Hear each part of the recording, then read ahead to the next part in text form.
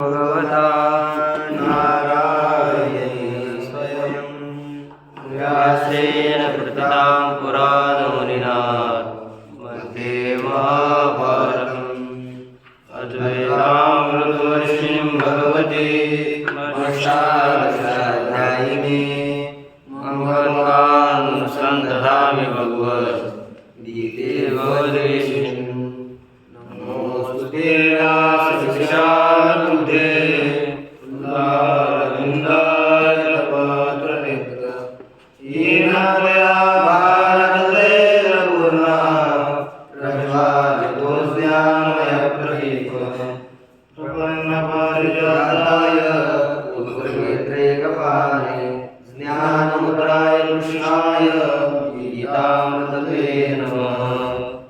ॐ श्रीभूषितकरा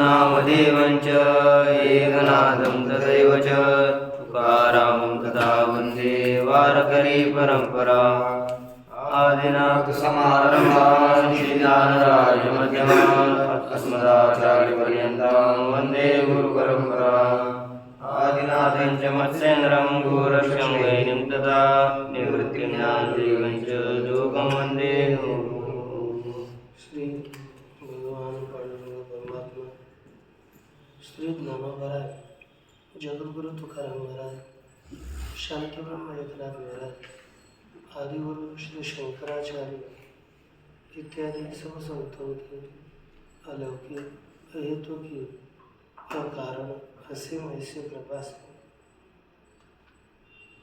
श्रीमद् भगवद गीता के विचार के प्रसंग में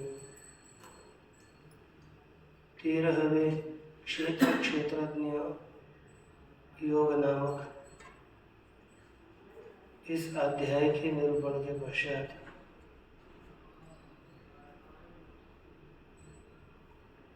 जो चतुर्दश अध्याय है इसका हमें विचार करना है। लेकिन पूर्व अध्याय और उत्तर अध्याय इन दोनों के अध्यायों के आरंभ में कोई ना कोई दोनों की संगति, कोई ना कोई दोनों का संबंध अवश्य होता है। उसी संबंधों को बताने के लिए श्री आनंदगिरी जी कार कहते हैं क्षेत्र क्षेत्रज्ञ संयोगस्य सर्वोत्पत्ति निमित्तत्वम् अज्ञातम ज्ञापयितुम क्षेत्र और क्षेत्रज्ञ का संयोग यह सभी के उत्पत्ति का निमित्त है। जो अज्ञात है उसी अज्ञात का ज्ञान कराने के लिए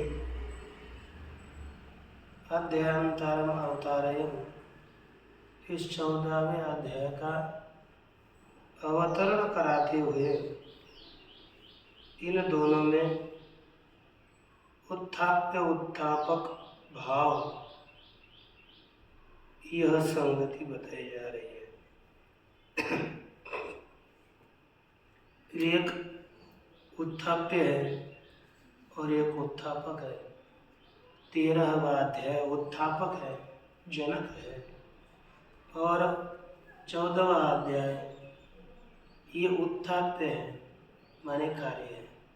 क्योंकि संयोग से उत्पत्ति होती है तो किस तरह से होती है, ये जिज्ञासा जागृत होने पर उसके समाधान के लिए 14वां अध्याय है।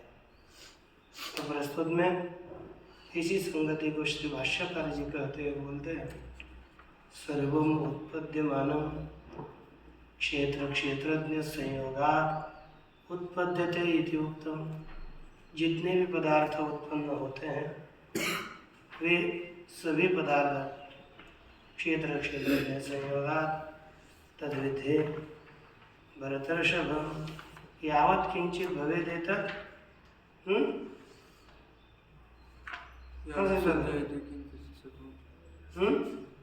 यावत् संजायते किंचित् तत्त्वं स्थावरजङ्गमं क्षेत्र से क्षेत्र जैसे होगा तद्विधि भरतर्षभ। जो कुछ भी उत्पन्न होता है वह प्रकृति और पुरुष के संबंध से उत्पन्न होता है, यह बताया। इसमें तत्कथमिति, वह किस तरह से उत्पन्न होता है, इति तत्प्रदर्शनार्थम, उसी को प्रदर्शित करने के लिए परम भूय प्रवक्ष्यामि इत्यादि अध्याय आरभ्यते। इस 14वें अध्याय का आरंभ किया जाता है। एक संगति प्रथम बताए, अब दूसरी संगति बताने के लिए कहते हैं, ठीक है, विधांतरेण अध्यारंभम सूचयते आनंद जी लिखते हैं कि अन्य प्रकार से अध्याय के आरंभ को सूचित करते हैं, और भाषा का चक्कर लिखते हैं संगति दर्शयति, अन्य संगति को ग्रंथकार भगवत भाष्यकार दिखाते हैं। क्या है तो देखिए, ईश्वर परतंत्रयोः क्षेत्र क्षेत्रज्ञयोः जगत कारणत्वम्। क्षेत्र और क्षेत्रज्ञ ये दोनों भी जगत के कारण हैं, लेकिन कैसे कहते हैं, ईश्वर परतंत्रयोः, ईश्वर के अधीन जो क्षेत्र और क्षेत्रज्ञ ये दोनों जगत के कारण है। न तो सांख्यानाम इव स्वतंत्रयोः, जैसे सांख्य उनके मत में ईश्वर के पुरुष और प्रकृति ये दोनों जगत के कारण बताए गए, लेकिन वे दोनों स्वतंत्र जगत के कारण हैं। उनकी तरह वेदांत में नहीं, वेदांत में परतंत्र पुरुष और परतंत्र प्रकृति यही जगत का कारण है। न तो संख्यानाम इव, परतंत्र है, पुरुष सब परतंत्र है। लिखा ना, ईश्वर परतंत्र योः, पुरुष माने क्षेत्रज्ञ ना, ये दोनों परतंत्र ये जगत के कारण है। न तो सांख्यानाम एवं स्वतंत्र इति एवमर्थम, इसके लिए प्रकृतिस्तत्वम गुणेषु च संगः संसार कारणम इति उक्तम। इसके लिए कौन कारण है? पुरुष कारण है, लेकिन प्रकृतिस्थ पुरुष संसार का कारण है। अर्थात प्रकृति से के साथ जिसका तादात्म्य ध्यास हुआ, ऐक्याध्यास हुआ, ऐसा पुरुष जगत का कारण है, स्वतंत्र पुरुष जगत का कारण नहीं है।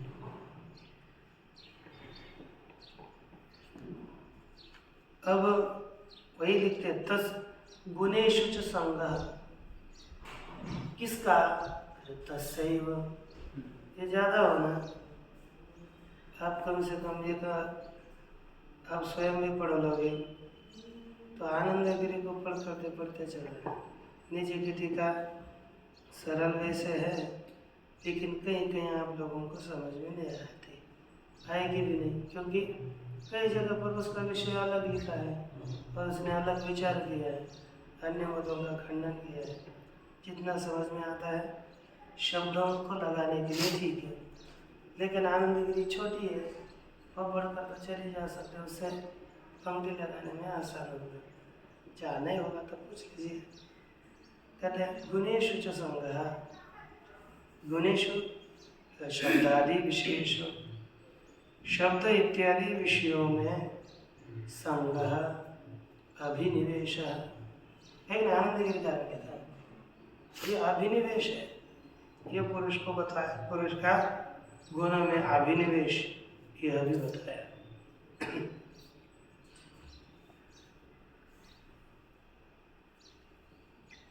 अब षड्विधाम आकांक्षा निक्षिप्य, अब यहाँ पर आगे आरंभ में 6 प्रकार की शंकाओं को निक्षिप्त प्रस्तुत में दारगन दे करके तद उत्तरत्व ने उसके उत्तर रूप से अध्याय के आरंभ में पूर्ववले की तरह ही पूर्वाध्याय संबंध से दे पूर्व उत्थापक भाव ही इस अध्याय के संबंध की सिद्धि हो जाती है। तो देखो कई 6 प्रकार के प्रश्न करके अध्याय को आरंभ करें। पहला, कस्मिन गुणे कथम संग, इस गुण में कैसे इस पुरुष का संग होता है। एक, के वा गुण, अथवा कौन से गुण है। कथम वा ते बध्नन्ति इति, अथवा वे किस प्रकार मानते हैं। गुणे भेष्य मोक्षणम कथम से, और गुणों से इस पुरुष की मुक्ति कैसी होगी बताओ। मुक्तस्य च लक्षणं वक्तव्यम इति एवं अर्थम च, और मुक्त का लक्षण बताना चाहिए। इति एवं अर्थम च, इसके लिए भी इस अध्याय का आरंभ करने जा रहे हैं। तो देखो श्री भगवान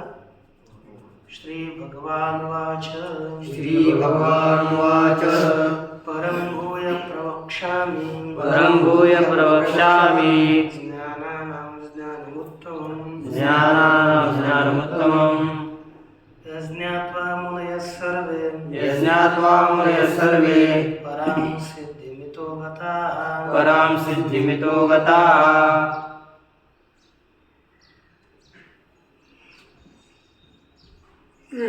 नारायण। अहम ज्ञानानाम् उत्तमम्, अहम भूयः ज्ञानानाम् उत्तमं परम ज्ञानं प्रवक्ष्यामि, यज्ञात्वा सर्वे मुनयः इतः परां सिद्धिं गताः। अहम ज्ञानानाम्, अहम भूयः, तो मैं पुनः ज्ञानानाम्, ज्ञानों में, उत्तमं परम ज्ञानं, उत्तम ज्ञान प्रवक्ष्यामि, बताऊंगा। ज्ञानों में उत्तम और पर, ये 2 शब्द दिए हैं। तो हमें अब पर क्यों है और उत्तम क्यों है, कि पर ब्रह्म विषय का ज्ञान है, इसलिए ज्ञान को पर का, और उत्तम फल देने वाला है, श्रेष्ठ फल देने वाला है, इसलिए इस ज्ञान को उत्तम का है। नहीं तो उत्तम से हम श्रेष्ठ लेते हैं, ऊपर से भी श्रेष्ठ लेते हैं। इनका तात्पर्य है परब्रह्म विषयत्वात् परम, और उत्तम फल दातृत्वात् उत्तम। ऐसे उत्तम और पर ज्ञान को बताऊंगा। यज्ञात्वा, जिस ज्ञान को जान करके सर्वे मुनया, सभी मुनय इतः परम सिद्धिं बताया, से पर सिद्धि को गए सभी बड़े, इसको छोड़ करके पर सिद्ध मोक्ष उसको प्राप्त हुए हैं।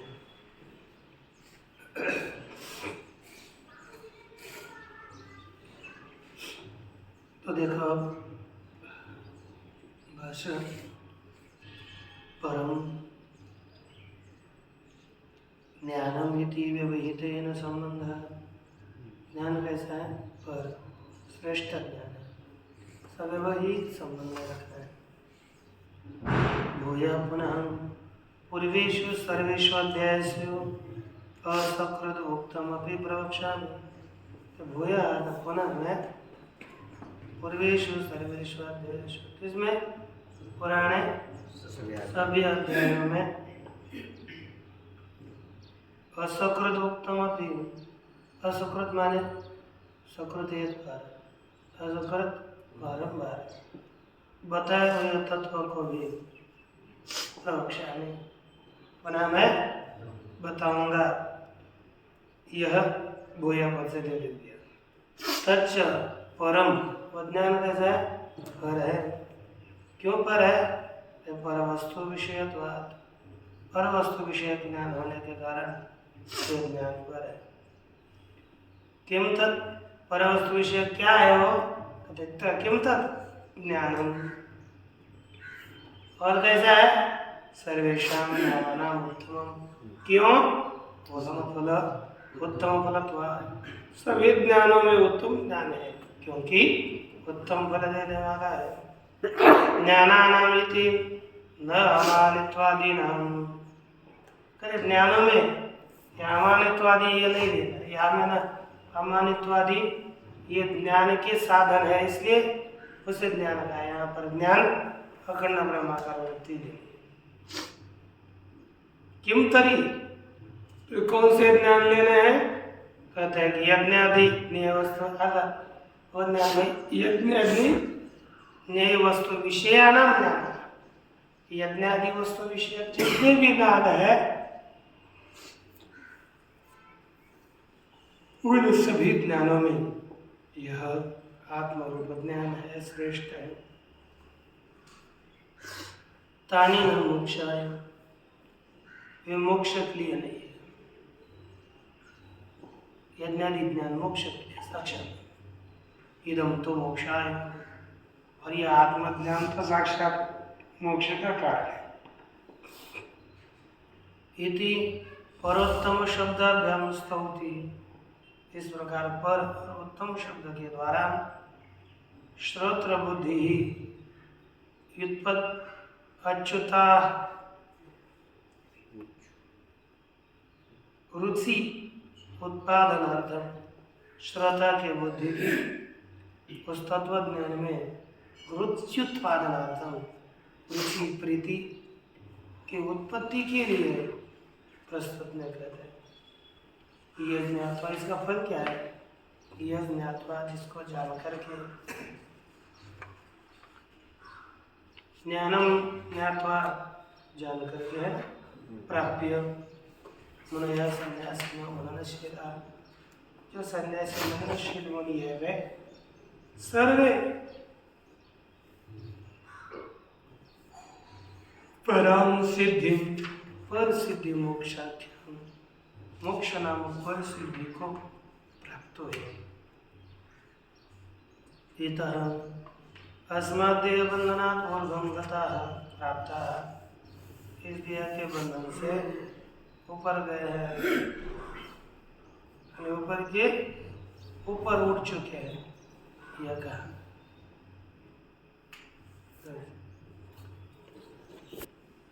एकांतिकत्वं दर्शयति, अब ये मोक्ष रूपी सिद्धि को यह सब मननशील मुनि प्राप्त होते हैं, तो यह जो सिद्धि है, यह सिद्धि अस्याः सिद्धि है ऐकांतिकत्व, ऐकांतिकता अर्थात निश्चितता।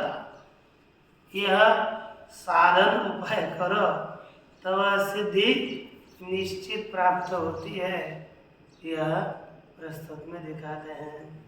तो क्या करें? इदं ज्ञानमुपाश्रित्य, इदं ज्ञानमुपाश्रित्य मम साधर्म्यमागताः, मम साधर्म्यमागताः, सर्गेऽपि नोपजायन्ते, सर्गेऽपि नोपजायन्ते, प्रलयेन व्यथन्ति च, प्रलयेन व्यथन्ति च। भगवान कहते हैं कि इदं ज्ञानम उपाश्रित्य मम साधर्म्यम आगताः मुनयः सर्गेऽपि न उपजायन्ते च प्रलये न व्यथन्ते प्रलये च न व्यथन्ते। क्योंकि ये भी हम एकम त्यक्त्वा च योजयेत्, इसका विरोध क्यों करें। हारने के लिए कभी कभी होता है, लेकिन वो नहीं करना चाहिए, ऐसा लगता है कभी। इदम ज्ञानम उपाश्रित्य, इस ज्ञान का उप आश्रित्य, उपसर्ग उपसर्ग श्री है लेकिन धातु श्रेय सेवाया, इस धातु से क्या है? हाँ, लेप प्रत्यय हो करके, लेप हो गया तो पित है, तो रस्व से पित कृति तुक से तुक होगा, तो बनेगा आश्रित्य, आश्रय करके, है ना, इस ज्ञान का आश्रय करके।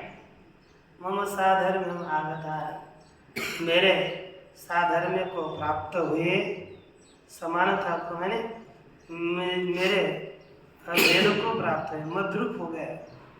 ऐसे मुनि सर्गे की सृष्टि काल में भी उत्पन्न नहीं होते और प्रलय में भी व्यतीत नहीं होते। अब देखो भाष्य शब्द तो हो गया ना, अब पद क्या है, आपको बस अन्वय रखना है और बाद में पदों का अर्थ भाष्य का।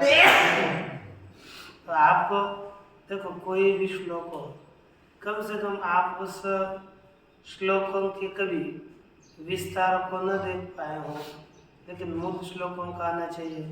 उस दिन तक 13वें अध्याय के तो ऐसे हो गए ना, एक श्लोक में आप पूरे श्लोक करो, कोई भी श्लोक आपको श्लोक पूछने में तो अड़चनी नहीं होनी चाहिए। हाँ, उसके टीका का आपने जो तैयार किया है अष्टमी प्रतिपदा में उतना ही आए तो कोई समस्या नहीं, क्योंकि वो विषय पूरा पूर्व पक्ष उत्तर पक्ष नहीं रह सकता मान लें, लेकिन श्लोक तो रहने चाहिए ना। श्लोकों के अर्थ हो तो, क्योंकि उसी के लिए तो हमें, नहीं तो फिर पढ़ने से क्या लाभ है, क्योंकि श्लोक आगे का श्लोक नहीं आ रहा तो लाभ नहीं है।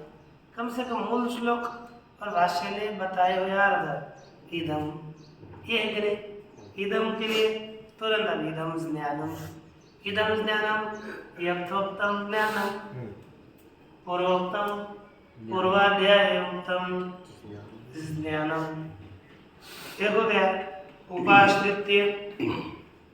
इसका भगवान भाष्यकार जी क्या करते हैं, उपाश्रित्य का अर्थ ज्ञान साधनम अनुष्ठाय, उपाश्रित्य का अर्थ क्या, अनुष्ठाय, और यह तो ज्ञानम का क्या, ज्ञान साधनम, इस ज्ञान के साधन का अनुष्ठान करके मम साधर्म्य आगता, मम, भगवान क्या, मेरा, भगवान खुद के ऊपर हाथ दिखा रहा है, खुद का निर्देश कर रहा है, तो मम, अगर मम परमेश्वरस्य साधर्म्यम, साधर्म आप देखो प्रत्यक्ष आपको वो शब्द क्यों कंठस्थ न होना चाहिए, 2-4 बार बोलो कंठस्थ हो जाता है। साधर्म्यम, समानता को आगता प्राप्ता इत्यर्थः, न तो समान धर्मताम साधर्म्यम। देखो साधर्मम का अर्थ है मत स्वरूपता को प्राप्त होता है। अब आपको यहाँ पर यह पद मुख्य है, कोई बोले समा साधर्म्य भगवत स्वरूप, क्या अर्थ क्यों हो गया, समान धर्म को प्राप्त हो गए तो भगवान पर, क्योंकि हम बोलते हैं साधर्म सादृश्य को प्राप्त हो गए, तो ये भेदवादियों का वो तो सामान्य सादृश्य ही बोलते हैं, वो कभी भगवान के स्वरूप को साधक प्राप्त ही नहीं होता ऐसे करके। तो भगवान भाष्यकार ने उत्तर दिया न तो समान धर्मता साधर्म्य, या समान धर्मता साधर्म्य नहीं है, फिर क्या है, क्यों समान धर्मता साधर्म्य नहीं है, क्षेत्रज्ञेश्वरयो भेदानद्युपगमा, क्योंकि क्षेत्रज्ञ और ईश्वर ने भेद स्वीकार नहीं किया गीता शास्त्र ने, इसलिए भगवान ने कहा क्षेत्रज्ञम चाप्यमां विद्धि सर्व क्षेत्रेषु भारत, हे भरत कुलोत्पन्न अर्जुन, क्षेत्रज्ञ भी मैं हूँ, ऐसे भगवान ईश्वर कहते हैं, अर्थात क्षेत्रज्ञ और ईश्वर में भेद मान्य नहीं है गीता शास्त्र में। गीता में भेद मान्य नहीं, इसलिए भगवान के साधर्म्य को प्राप्त न हो करके भगवत स्वरूपता को प्राप्त होते हैं, यह भगवान कह रहे हैं। अच्छा, और इसका फल क्या बता रहे हैं? सर्गे विनोपजायन्ते प्रलयेन व्यथन्ति च। जो ये फल कहा है, क्यों कहा?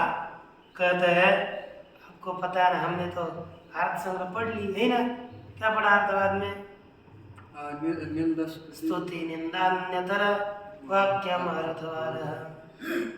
जैसे अब ये श्रीमद् भगवत भाष्य है, भाष्य आपको दिमाग में रखना होना, तो क्योंकि ये पुस्तक आप कहीं पर भी लेकर घूम नहीं सकते।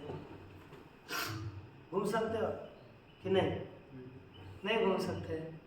तो हमें ऐसा कुछ चाहिए जो छोटा पुस्तक केवल हम भाष्य को देख लें, है ना।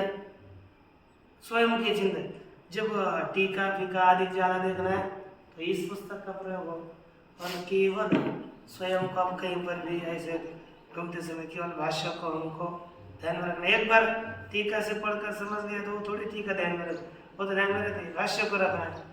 तो इसको पूरा पढ़ने में थोड़ा लगता है बहुत ये इधर पढ़ना है पुस्तक। तो ये पुस्तक आता है छोटा सा, इतना पुस्तक है, और ये पुस्तक तो इसके पुस्तक की सिंगल हो गए, टिबल पुस्तक है समझिए, त्रिबल बड़ा है, उस पुस्तक से आधा समझो, इतना ही आकार है, साइज इतनी है, और नैनेश्वरी की आधा पुस्तक है। ये मिलता है, इसको अपने मोतीलाल बनारसी दास, इस प्रेस में उनका पुस्तक मिलता है। वो पुस्तक लेकर के तब अपने लिए छोटा सा कहीं पर भी भाष्य को देखना हो तो अपने साथ उसको रख सकते हैं, इसलिए कभी भी साथ रख सकते, छोटा पुस्तक मिलता है। अब क्योंकि कोई हम तो सब रखते हैं, इसलिए छोटा हो उसको लेकर रहे कहीं जाना हो, बड़ा इधर है, इधर तो निकाल रहे हैं,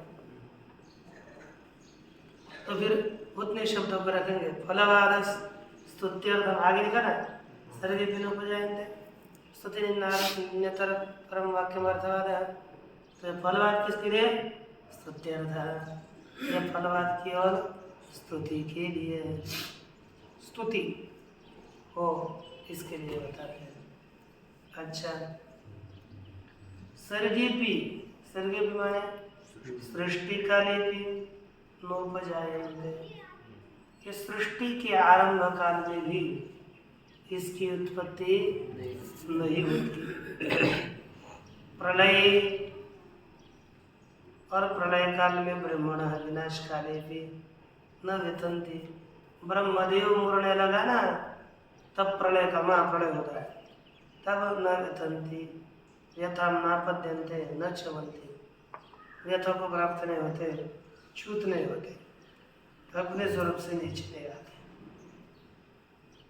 अब कहते हैं क्षेत्र क्षेत्रज्ञ संयोग ईदृशो भूत कारणम, क्षेत्र और क्षेत्रज्ञ का संयोग यह भूतों का कारण है। ये क्या है? मम योनिर्महद् ब्रह्म, मम योनिर्महद् ब्रह्म, तस्मिन् गर्भं दधाम्यहम्, तस्मिन् गर्भं दधाम्यहम्, संभवः सर्वभूतानां, संभवः सर्वभूतानां, ततो भवति भारत, ततो भवति भारत। भारत, हे भरत कुलोत्पन्न अर्जुन, मम योनिः महद् ब्रह्म, अहं तस्मिन् गर्भं दधामि, ततः सर्वभूतानां संभवः भवति। हे भारत, हे भरत कुलोत्पन्न अर्जुन, मम योनिः महद् ब्रह्म, मेरी योनि, मेरा कारण कौन है? महद् ब्रह्म है। अहम तस्मिन् गर्भं दधामि, मैं उसमें गर्भ रखता हूँ, मैंने उसमें गर्भ को स्थापित, मैंने स्थापित किया। ततः सर्वभूतानां संभवः भवति, उससे ही सर्वभूतों का संभव, सर्वभूतों की उत्पत्ति होती है कि नहीं? अच्छा, अब देखो, मम स्वभूता, स्व से आप ऐसा मत चलेगा मेरा कारण, मेरा योनि, मेरी योनि मैं ब्रह्म है, ऐसा नहीं। अर्थात योनि माने उत्पत्ति स्थान, अर्थात मेरे उत्पत्ति का स्थान मैं ब्रह्म है, ऐसा अर्थ है। जैसे किसी को पुत्र उत्पत्ति करनी है तो उसके लिए वह स्त्री योनि होती है, अर्थात मेरे द्वारा पुत्र उत्पन्न करने की योनि कारण। वैसे यहाँ पर लिखते हैं मम माने मदिया स्वभूता, मेरी धन रूपी, क्योंकि पुरुष की स्त्री धन होती है कि नहीं, तो वैसे मम स्वभूता मदिया माया, मेरी धन रूपी मेरी माया त्रिगुणात्मिका प्रकृति, मेरी जो त्रिगुणात्मिका प्रकृति है ना, वो योनि है किसका?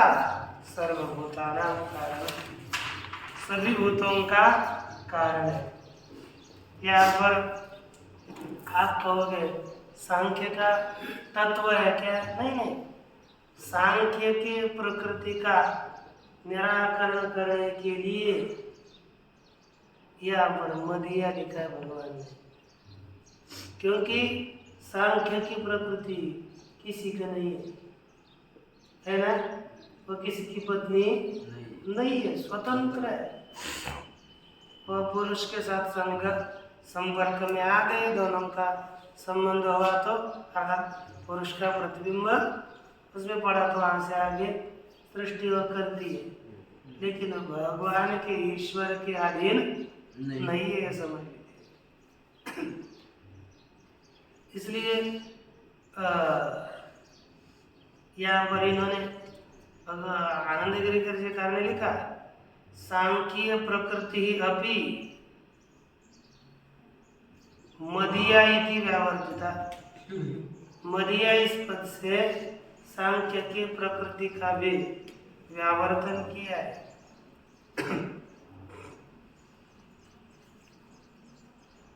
और योनि शब्द से सर्वाणि भवन योग्यानि कार्याणि प्रति उपादानत्वम अभिप्रेतम, योनि पद से सभी उत्पन्न होने वाले कार्यों के प्रति उपादानत्व प्रस्तुत ने बताया है। सर्व कार्येभ्यो महत्वात् भरणाच्च स्विकाराणां महत् ब्रह्मेति योनिरेव विशिष्यते। क्या कहते हैं? सर्व कार्येभ्यो भरणा महत्वात्, सभी कार्यों की अपेक्षा से महान होने के कारण, और भरणाच्च स्विकाराणां, और अपने विकारों का भरण पोषण करने के कारण यह प्रकृति से महत् है, माने महत् ब्रह्म है। योनिरेव विशिष्यते, ये महत् ब्रह्म ही योनि है। तस्मिन् महति ब्रह्मणि योनौ, उसी महत् ब्रह्म रूपी योनि में गर्भम, मैं गर्भ धारण करता, गर्भ स्थापित करता हूँ। कौन? हिरण्यगर्भ से जन्म बीजम, हिरण्यगर्भ के उत्पत्ति के बीज को स्थापित करता हूँ। बीज अर्थात सर्वभूत जन्म कारण बीजम दधामि निक्षिपामि, सभी भूतों के कारण बीज को मैं स्थापित करता हूँ। क्षेत्र क्षेत्रज्ञ प्रकृति द्वय शक्तिमान ईश्वर, ईश्वर दो शक्ति वाला है, क्षेत्र और क्षेत्र, इन दो प्रकृति वाला है ना, प्रतिद्वयवत शक्ति, इस दो प्रकृति वाली शक्ति वाला ईश्वर है। अहम अविद्या काम कर्मोपाधि स्वरूपानो विधायिनम क्षेत्रज्ञम अविद्या, मैं अविद्या काम कर्मोपाधि स्वरूप के अनुसार क्षेत्रेण संयोजयामि, क्षेत्रज्ञ को क्षेत्र के साथ संयोजन जोड़ता हूँ। संभव उत्पत्ति ही सर्वभूतानां हिरण्यगर्भोत्पत्ति द्वारा, हिरण्यगर्भ की उत्पत्ति के द्वारा सर्वभूतों की उत्पत्ति तथा तस्मात् गर्भाधान होते है कि नहीं। वह गर्भाधान किया तो उससे हिरण्यगर्भ से पहले हिरण्यगर्भ को उत्पन्न करेगी प्रकृति और उसके द्वारा सभी जगत की उत्पत्ति हो जाती है। अच्छा, जगत उत्पत्ति बताए तो इसलिए मैं जगत का पिता और प्रकृति माता है, समझो। ये बताने के लिए आगे का श्लोक है। सर्वयोनिषु कौन्तेय सर्वयोनिषु कौन्तेय मूर्तयः सम्भवन्त्यः मूर्तयः सम्भवन्त्यः तासां ब्रह्ममद्योनि तासां ब्रह्ममद्योनि अहं बीजप्रदः पिता। अहं बीजप्रदः पिता। कहते हे कौन्तेय, कुंती पुत्र अर्जुन, सर्वयोनिषु याः मूर्तयः सम्भवन्ति तासां ब्रह्मयोनि अहं बीजप्रदः पिता। हे कुंती पुत्र अर्जुन, सभी योनियों में 84 लाख योनियों में यह मूर्ति संबंधी जो आकार प्रकट होते हैं, जो मूर्तियां उत्पन्न होती है, तासाम उनका महद ब्रह्म योनि, उनका महद ब्रह्म कौन है? योनि है, कारण है। अहम बीज प्रदा, और मैं बीज प्रद, बीज को देने वाला उसका पिता। सर्वयोनिषु कौन कौन से? देव पितृ मनुष्य परशुमुखादि सर्वयोनिषु, देव पितर मनुष्य मृग इत्यादि सभी योनियों में जो मूर्तियां उत्पन्न होती है कौन थे? मूर्तया देहादि देह संस्थान लक्षणामूर्ति, देह विशेष रूपी मूर्तियां अथवा मूर्छितावयवा मूर्तया संभव। मूर्छित अवयव जिनके, उनको क्या कहेंगे?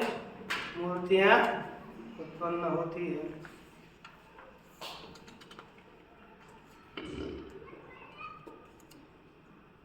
तासाम मूर्ति नाम, उन्हीं मूर्तियों को महद ब्रह्म, उन्हीं मूर्तियों की महद ब्रह्म सर्वावस्था योनि, सभी अवस्थाओं में योनि कारण है। अहम ईशो बीज प्रदान, मैं बीज प्रदान कराने वाला हूँ, ईश्वर हूँ। न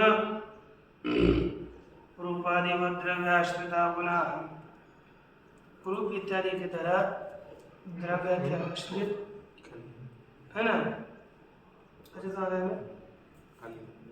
अच्छा हम ईश्वर बीज प्रद हो, गर्भाधान से करता पिता, मैं ईश्वर बीज प्रद हो अर्थात गर्भाधान करने वाला जगत का पिता। अब यह प्रकृति है, उसी प्रकृति को का स्वरूप बता रहे हैं। सत्वम रजस्तम इति, सत्वं रजस्तम इति गुणा प्रकृति संभवा, गुणा प्रकृति संभवाः निबध्नन्ति महाबाहो, निबध्नन्ति महाबाहो देहे दीनमव्ययम्, देहे दीनमव्ययम्। सत्वम रजस्तम इति प्रकृति संभवा गुणा, देहे दीनम निबध्नन्ति। महाबाहो संबोधन है, महाबाहो महानतो बाहु यस्य, महान है बाहु जिसके। ऐसे हे महाबाहो, सत्वम है अर्जुन, सत्वम रजतम प्रकृति गुण, सत्वम रजतम प्रकृति संभवा गुणा, प्रकृति से उत्पन्न हुए गुण है। महाभाव निबध्नन्ति देहिनम देहे अव्ययम, यह अविनाशी परमात्मा आत्मा ब्रह्म देह में देही आत्मा को बांधते हैं, है कि नहीं? कौन? गुण। गुण अर्थात गुण किसको कहते हैं? डोरी को, रज्जु को। ये त्रिगुणात्मक रज्जु है, इसको देह में बांधा जाता है।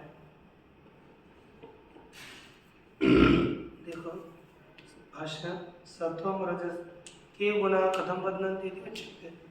सत्वम रजस्तमयति एतावत् नामानः सत्वम रजतम, इस नाम वाले गुणः इति पारिभाषिकः, यह गुण शब्द पारिभाषिक है ना। शब्द न रूपादिवत द्रव्याश्रित होना है, ये रूपादियों की तरह द्रव्य के आश्रित गुण होते हैं, ऐसा नियम है। न च गुणा गुणिनो अन्यत्वम अत्र विवक्षितम, गुण और गुणी इनमें भेद भी यहाँ पर विवक्षित नहीं है। तस्मात् गुणा गुणः इति इव नित्य परतंत्रः, गुणों की तरह नित्य परतंत्र है।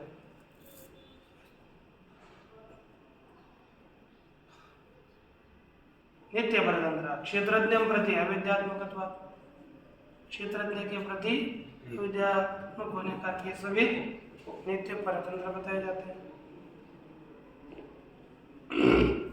क्षेत्रज्ञ निबध्नन्ति, और ये जैसे कि क्षेत्रज्ञ को बांधते हैं।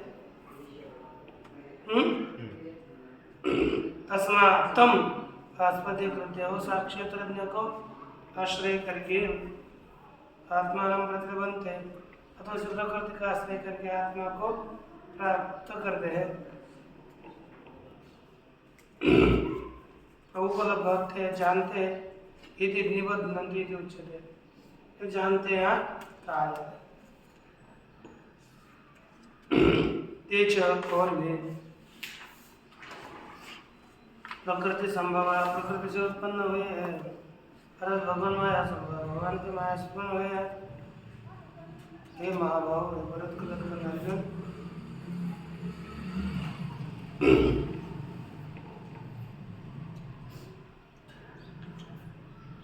बहु भाव ऐसा भाव ऐसा महाभाव, आजान लंबो, घुटने तक लंबे भाव जिसके उसको कहते हैं आजान लंबो।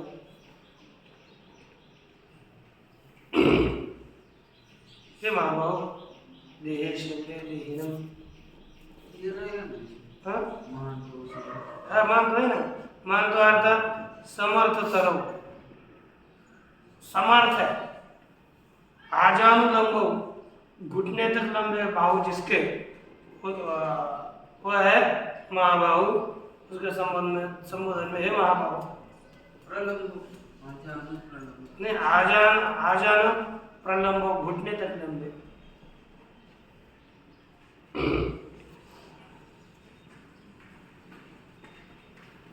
ये महाबाहु देहे शरीरे देहिनम, देहवंतम अव्ययम, देह वाले शरीर को है ना, देह वाले उसको अव्ययत्वम चोक्तम कहते, अव्यय तो बताया गया।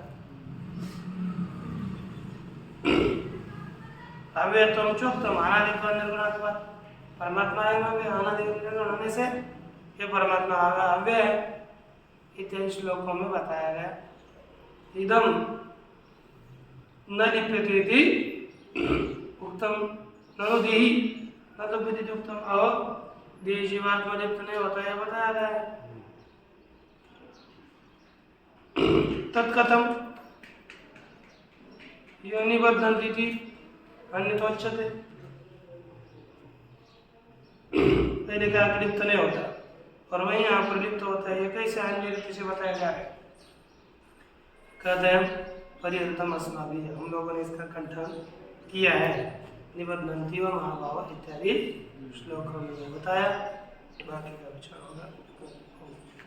पूर्णमदः पूर्णोदते पूर्णस्य पूर्णमादाय पूर्णमेवावशिष्यते। ओम